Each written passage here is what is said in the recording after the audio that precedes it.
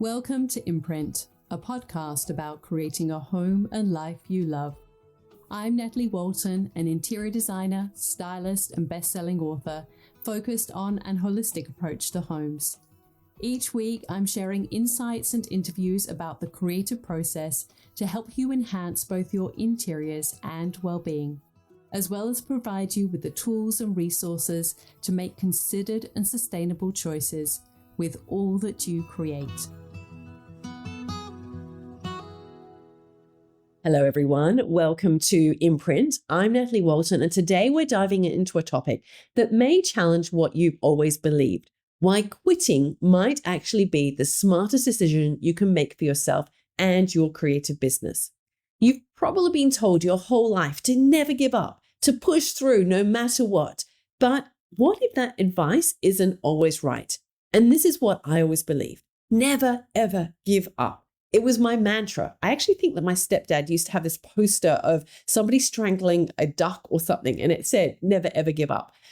But last year, I picked up a book that completely changed the way that I think about quitting. It was so contrary to what I believed that I just had to buy it. And today I wanted to share what I learned and how it was the catalyst for selling my business a few months later. So today we're going to explore how knowing when to quit can help you achieve greater success in the long run, because quitting isn't always failure. Did you hear that? I want to repeat it.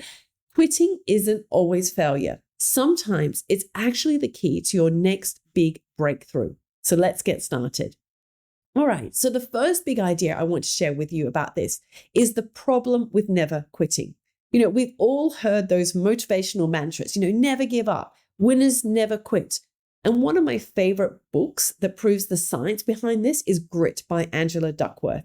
It's all about the idea of persistence and why most often it's not the most talented people who succeed, but it's those who stick with their goals and keep pushing through challenges.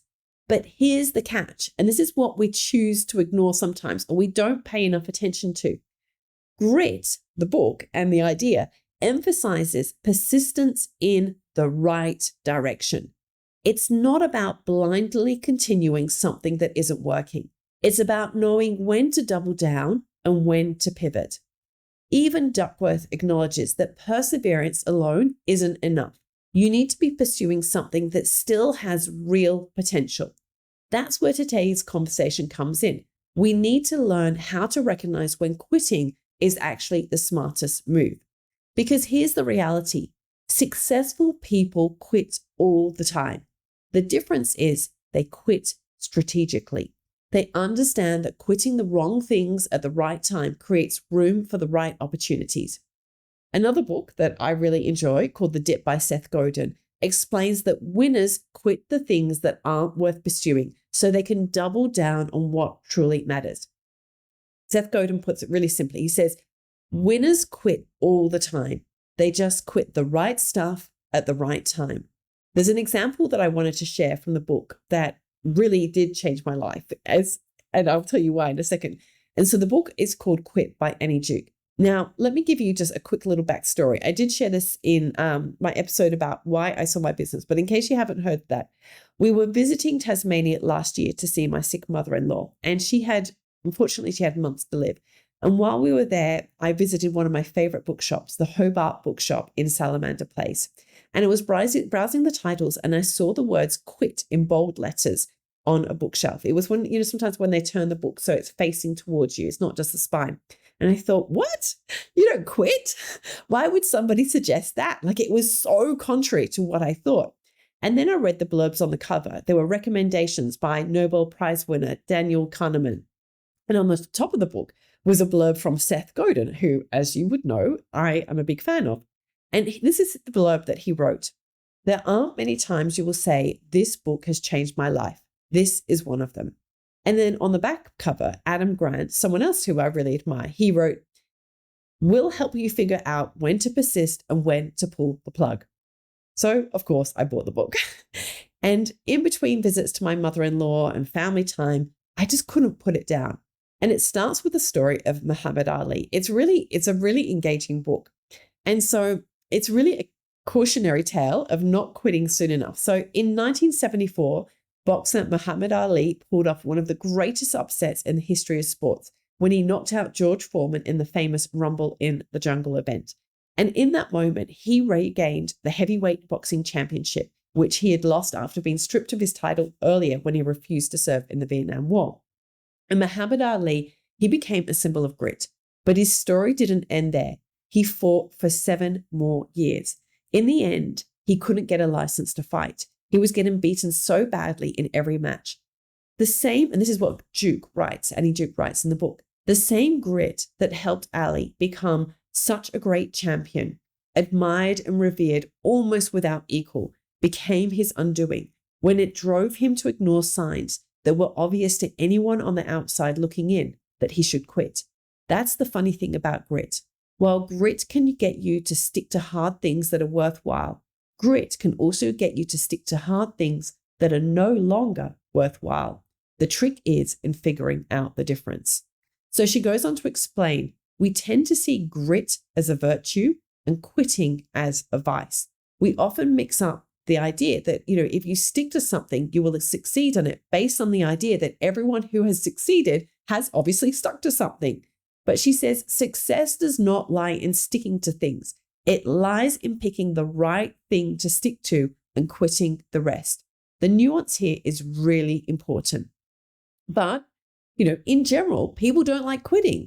I don't like quitting. Nobody wants to say, I'm going to quit this thing, because we don't want to be seen as a failure or a coward. However, quitting is a skill that we should all learn. This is the kind of like the hypothesis of the book, is that it is a skill that we can learn. So Ali's story, Muhammad Ali's story illustrates the core idea of quit, which is basically you can keep going. Just because you can keep going doesn't mean to say that you should. Staying in something past its peak, whether it's a career, a business offering, or, some kind of creative pursuit, maybe even where you live, it can have real costs. And this is where sunk cost fallacy comes into play. We often continue because of everything we've already invested, rather than making a clear-eyed decision about whether staying is still the best option. And Ali had already won everything there was to win. But instead of recognizing that it was time to walk away, he pushed forward. And ultimately, this was like at a huge personal cost to him. This is exactly what creatives and business owners need to think about. Here are 2 questions for you that I really encourage you to think about in relation to what you're working on right now. Is this still serving me at the highest level? And am I staying because it's the right move or because I feel like I should? So the real problem isn't quitting itself. It's knowing when to persist and when to walk away. Too often, we convince ourselves that quitting means failure, when in reality, it might be the smartest move that we make. In Ali's case, his dedication and perseverance made him a champion, but his unwillingness to step away when the time was right cost him dearly. Ultimately, it became incredibly linked to his Parkinson's and, obviously his ultimate demise. And for creatives and business owners, the same principle applies. Maybe you've been running a service or offering a product or pursuing a project that once felt really exciting and aligned with your goals, but now is draining you or doesn't feel in alignment. So instead of asking, how much have I already invested? The better questions are, is this still bringing me closer to my biggest goals? What am I giving up by staying on this path? If I was starting fresh today, would I still choose this? Now, before you run out and quit, there is something really important that you need to know. And this comes out of knowing when to push through. So I don't want you to rush out and quit too soon. This is not the point of this episode. In another really good book on this topic, The Dip by Seth Godin, as I mentioned above, he explains that every worthwhile pursuit has a period when things get really difficult before they get better. And this is what he calls the dip. And this is the point where many people quit, often too soon. An example of the dip, or where someone quit too soon, is in the case of Google versus Yahoo. So Yahoo started as a really strong player in the search world. I remember it distinctly. It was out when I was working one of my first jobs out of uni. But and at the time, it's like, no one's going to be bigger than Yahoo. Who's this Google that's coming along? but they didn't push through the dip of evolving technology and innovation while Google did and ultimately became the dominant player in the industry. So let's say you've started a creative business and you're struggling to gain traction. Maybe you're not getting clients as quickly as you expected. Now, this could be the dip, a challenging but temporary phase that requires persistence to break through to success. The key is recognizing if you are in the dip, which is that period where you've got to push through to ultimately get where you want to go, or if you are at a dead end. Now, a dead end that Seth Godin talks about is this idea of if you really don't feel like you can be the best in the world at something, and that might seem like, oh my gosh, I can't be the best interior designer in the world. But the more that you niche down and the more specific that you get, then you can be the best in your niche in a particular area. So if you feel like you can really make a difference, make an impact in a particular area, then it's quite possible for you to become the best in the world. Now, if you just think you're like in the mundane middle, then it's going to be really hard for you to grow a business. You need to excel at something. You need to be known at something. You need to focus on your one thing. Otherwise, you're going to hit a dead end. So these are ideas we've spoken about many times on the podcast. So I'm not going to go into them too much right now, but really think about, where are you right now? Are you in the dip? That sort of maybe struggle part of the equation before you can then push on and have that long-term success?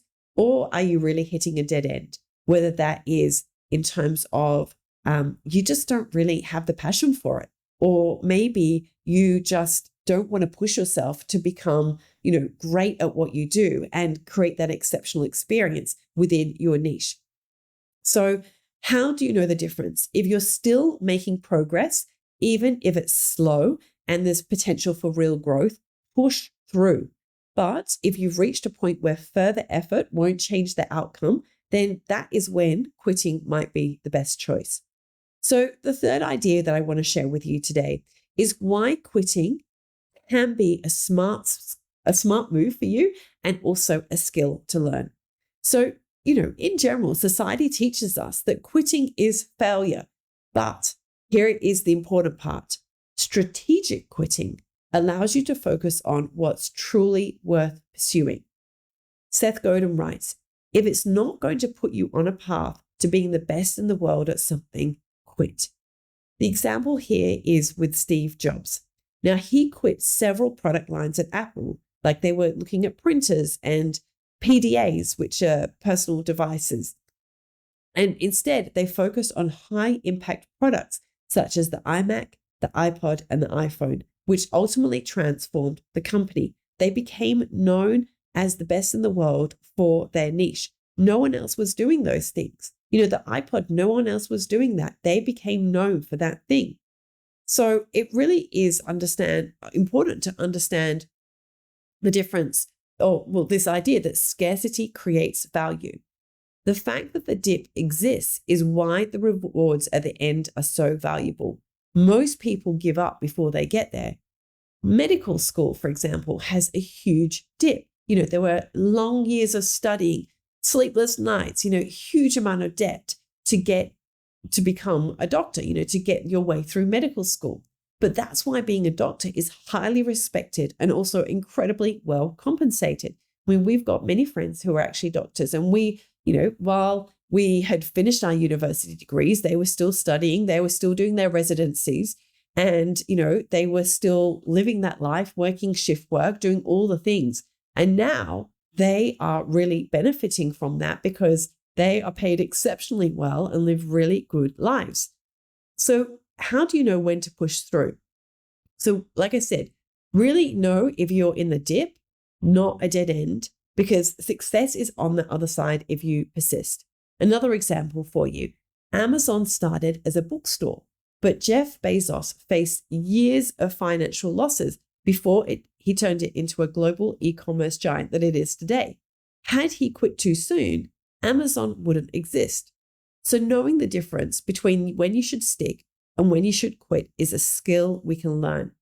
Now, interestingly, Annie Duke is actually a former professional poker player and also is really into statistics. Now, interestingly, Annie Duke who wrote the book Quit, was a former professional poker player. And she also studied psychology and goes deeply into the psychology of quitting and all the statistics around it. It's really fascinating. And so obviously when you are a poker player, you have to know when to hold them and when to quit. It's that kind of like classic song. I can't remember who sings it, but there's that classic song about knowing when to hold them and when to fold them. And so there is a real art and a science to knowing all of this. And so she reframes quitting as a skill, something that we need to learn how to do effectively. And she really argues that many of us stick with things for the wrong reasons, based on this idea of sunk cost fallacy, where we continue to invest time and energy into something just because we put so much time into it. But the truth is, holding on to something that isn't working, whether it's just not working or it's not working for you, it doesn't feel in alignment, that can really prevent you from finding something better, to evolving onto that next chapter and that next version of yourself. And so she says, we make better decisions when we treat quitting as a skill rather than as a weakness. And so much of the baggage that we have around this idea of quitting is that there is so much negative connotation about when to stop doing something and when to let go as well. And so she says that instead of making decisions emotionally, we should focus on expected value. In other words, does staying on this path still have a high probability of success? If not, then maybe it's the time for you to pivot. And I would argue that this is when it's so important to be really clear on your ultimate end goal. It's so easy to get distracted along the way with what everyone else is saying and everyone else is doing and just all of the noise out in the world. But when we are really, really clear on what we value and how we're going to create a life that is aligned to our goals and where we ultimately want to end up, the decision of sticking or quitting is easier. Okay, so now I want to share some strategies with you for smart quitting. This might relate to your creative business. It might relate to some other areas of your life as well. So how can we apply these insights to these kind of businesses or projects or, like I said, personal areas of our life? Here are some strategies to quit smarter. So the first is to set kill criteria beforehand. Before you start any major project, define what success looks like and what failure looks like. So Annie Duke recommends deciding in advance what would make you quit. And I've touched on this before, one of the stories that she shares about the climbers who go to Everest, and why before you start climbing Everest, you need to have a really clear turnaround marker before you begin. Because once you start climbing, you've invested so much of your time to train to get there. You've invested so much of your money in terms of, traveling there and staying there and all the money to get the Sherpas and the guides and all of those things. It's actually an incredibly expensive thing to do. You've invested so much into that. And so when you are climbing, if you don't have a really clear turnaround point, then you can start to make emotional decisions when you are supposed to be turning around and think, no, I'll just keep pushing ahead. I'll just go that little bit further. And that is when people die, quite literally, because they are making emotional decisions rather than sticking to the decisions that they made ahead of time.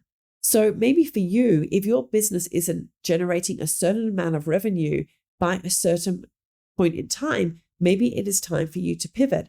And this can help you prevent making emotional decisions in the moment. It can also be incredibly motivating knowing, I've made this commitment that if I don't make this amount of income by this amount of time, I'm going to really work to make that happen by that point. The second strategy that you can really try is to seek an outside perspective. So when you're so emotionally attached to something, it's really hard to see clearly. So this is where, talking to a mentor, a friend, or maybe a fellow creative who isn't emotionally invested in your decision, they can provide an objective perspective. And this was certainly something that I did in relation to selling Imprint House. I spoke to business coaches. I spoke to a couple of different business coaches about it. I spoke to friends about it, family members about it. And, honestly, I always knew deep in within me that it was time for a new chapter. And so I would also say, really listen to your intuition. The third is to ask yourself, if I could start fresh again, would I choose this path again? And this is such a powerful question, to decide on purpose, to make the decisions of what your life looks like. Would you marry your husband again? Would you have children again? Would you buy this house again? Would you grow this business again? Like, I know for me, the answer to all of those questions is yes. But if the answer is no, like, would I start? And, when it comes to certain areas of my life, I actually know that the answer is no. So if for you the answer is no, then maybe you already know it is time to quit.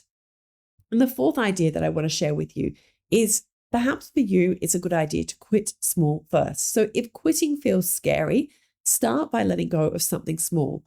Maybe it's a product or a service that's draining your time, but not generating results. For me, it was letting go of certain areas of the business and then only being involved in the creative direction. So I was checking things, but I wasn't doing the day-to-day work of Imprint House. And so that was a good thing that I was able to let go. And I thought, actually, I don't miss it. Like I'm actually enjoying, so fulfilled with these other areas, such as Design and Grow, doing the styling masterclass, doing my design and client work, that really, I am ready to let go and see what happens when you free up that energy for something better. Really notice how you feel about it. So I want you to know that quitting can create space for your next big opportunity. One of the most powerful lessons from both the dip and quit is that quitting isn't about giving up. It's actually about creating space for something better. So Seth Godin reminds us, he says that if it's not going to put you on a path to being the best in the world, then quit. I mentioned that before. And Annie Duke reinforces this idea by saying, when you free yourself from something that isn't working, you open the door for what could work. So think about it. When you let go of what's no longer serving you, you gain the time, the energy, and the focus to invest in what truly matters or what feels more in alignment for you. So instead of seeing quitting as a failure, I really encourage you to reframe it as a powerful tool for success. And she says, to be clear, there are lots of hard things that are absolutely worth sticking to, and resilience and grit are going to help you do that. Success is not achieved by quitting things just because they are hard, but success is also not achieved by sticking to hard things that are not worthwhile. And I would add to that are just not in alignment for you anymore. So, what does this mean for you? The key takeaway is that quitting isn't something to fear. It's something that we can all master. The most successful people aren't the ones who stubbornly persist in everything, and I can sometimes fall into that category. They're the ones who know when to walk away so they can put their energy into something better. So if you're feeling stuck, ask yourself, am I staying because this has real potential? It still has real potential, or because I don't want to admit that I've already put so much into it? What's the opportunity cost of holding on? What could I be creating, building, or pursuing instead? Because if you're holding on to a particular thing, a particular idea or project or business, and really in your heart of hearts, you'd actually like to be doing something else, every month, every year that you are not, pivoting and moving on to this new thing, you're actually, losing time and losing the opportunity to grow and evolve that business. And finally, another question really to ask yourself is, if I was starting fresh today, would I still choose this path? Would I still make this choice? Would I still make this decision to start this thing? And I've asked myself that question in the past too, and I find that really, really helpful. So I really want you to encourage you to think about this idea that quitting isn't about giving up. It's about making a smart, strategic decision to move towards something greater. And when done right, quitting isn't a step back. It's a reset, a recalibration, and a chance to realign with what truly matters. I hope that you found this really valuable. I hope that it's given you pause to reflect on what maybe is worth your time to quit, or what feels in alignment for you right now. what season you are. Check in with yourself about that. And I hope that this idea really helps you, maybe make some big decisions that you've been putting off because of fear or because of the sunk cost fallacy of thinking, oh, but I've invested so much time in this, I don't want to give it up. But sometimes quitting is really the best decision. Thank you so much for joining me today on Imprint. Thank you for bearing with my croaky voice as well. I can't wait to connect with you again soon. And in the meantime, go bring your beauty to the world. And most of all, go make your mark. All of the links and info for this episode are at nataliewalton.com/podcast. Don't forget to subscribe so that you can get a direct download of the latest episode. And I really appreciate when you take a minute to rate and review, as well as share the love with someone you know who might benefit from this episode, or on social media. If you'd like to access a range of free resources, come visit my website, nataliewalton.com. Thank you to Jaeger Media for producing this podcast. And I would also like to acknowledge the people of the Bundjalung Nation where it was recorded, and pay my respects to elders past, present, and emerging. I look forward to connecting again soon. I'm Natalie Walton, and you've been listening to Imprint.